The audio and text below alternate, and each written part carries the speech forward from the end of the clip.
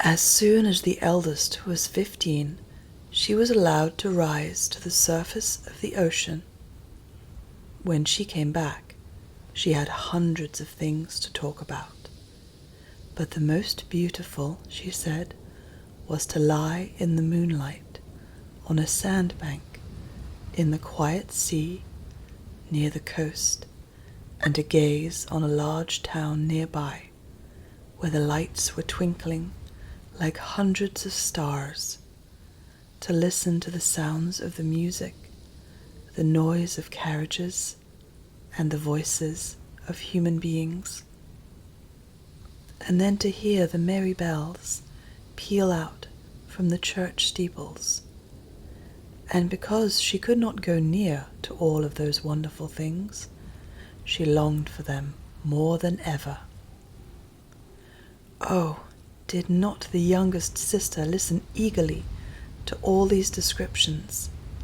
And afterwards, when she stood at the open window, looking up through the dark blue water, she thought of the great city, with all its bustle and noise, and even fancied she could hear the sound of the church bells down in the depths of the sea. In another year, the second sister received permission to rise to the surface of the water and to swim about where she pleased.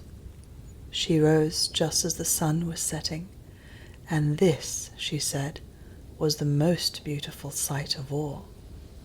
The whole sky looked like gold, while violet and rose-colored clouds, which she could not describe, floated over her. And still, more rapidly than the clouds, flew a large flock of wild swans towards the setting sun, looking like a long white veil across the sea. She also swam towards the sun, but it sunk into the waves, and the rosy tints faded from the clouds and from the sea. The third sister's turn followed. She was the boldest of them all, and she swam up a broad river that emptied itself into the sea. On the banks she saw green hills covered with beautiful vines. Palaces and castles peeped out from amid the proud trees of the forest. She heard the birds singing, and the rays of the sun were so powerful that she was obliged often to dive down under the water to cool her burning face. In a narrow creek she found a whole troop of little human children, quite naked, and sporting about in the water. She wanted to play with them, but they fled in a great fright. And then a little black animal came to the water. It was a dog, but she did not know that, for she had never before seen one. This animal barked at her so terribly that she became frightened and rushed back to the open sea. But she said she would never forget the beautiful forest, the green hills, and the pretty little children who could swim in the water, although they had not fishes' tails. The fourth sister was more timid. She remained in the midst of the sea, but she said it was quite as beautiful there as nearer the land. She could see for many miles around her, and the sky above looked like a bell of glass. She had seen the ships, but at such a great distance that they looked like seagulls. The dolphins sported in the waves, and the great whales spouted water from their nostrils, till it seemed as if 100 fountains were playing in every direction. The fifth sister's birthday occurred in the winter, so when her turn came, she saw what the others had not seen the first time they went up. The sea looked quite green, and large icebergs were floating about, each like a pearl, she said, but larger and loftier than the churches built by men. They were of the most singular shapes, and glittered like diamonds.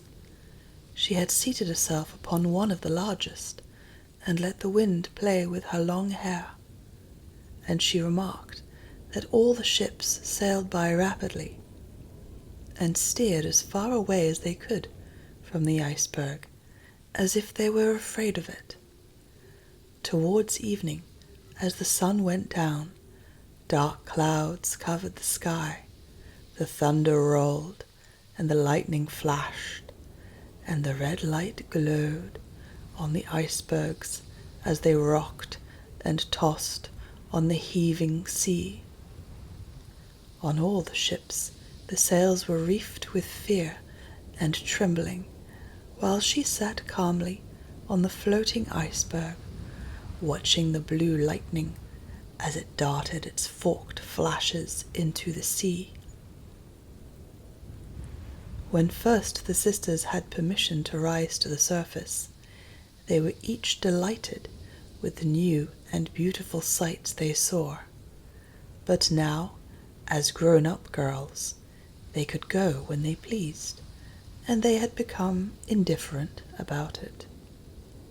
They wished themselves back again in the water, and after a month had passed, they said it was much more beautiful down below, and pleasanter to be at home.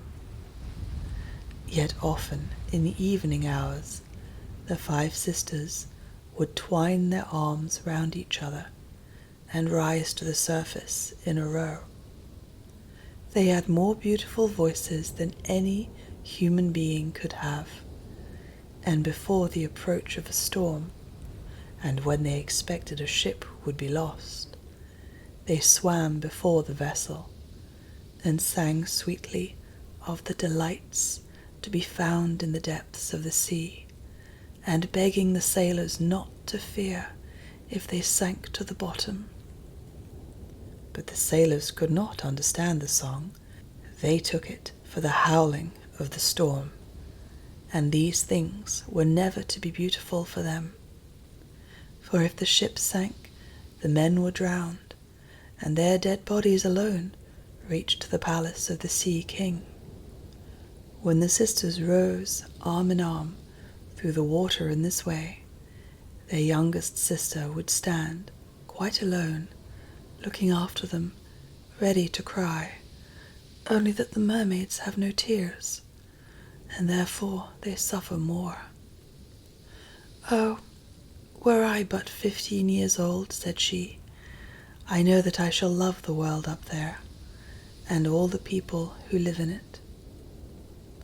At last she reached her 15th year. "Well, now you are grown up," said the old dowager, her grandmother, "so you must let me adorn you like your other sisters." And she placed a wreath of white lilies in her hair, and every flower leaf was half a pearl. Then the old lady ordered 8 great oysters to attach themselves to the tail of the princess to show her high rank. "But they hurt me so," said the little mermaid. "Pride must suffer pain," replied the old lady. Oh, how gladly she would have shaken off all this grandeur and laid aside the heavy wreath. The red flowers in her own garden would have suited her much better, but she could not help herself. So she said farewell, and rose as lightly as a bubble to the surface of the water. The sun had just set as she raised her head above the waves, but the clouds were tinted with crimson and gold, and through the glimmering twilight beamed the evening star in all its beauty.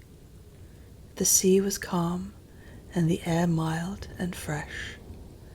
A large ship with 3 masts lay becalmed on the water, with only 1 sail set, for not a breeze stiffed, and the sailors sat idle on deck or amongst the rigging.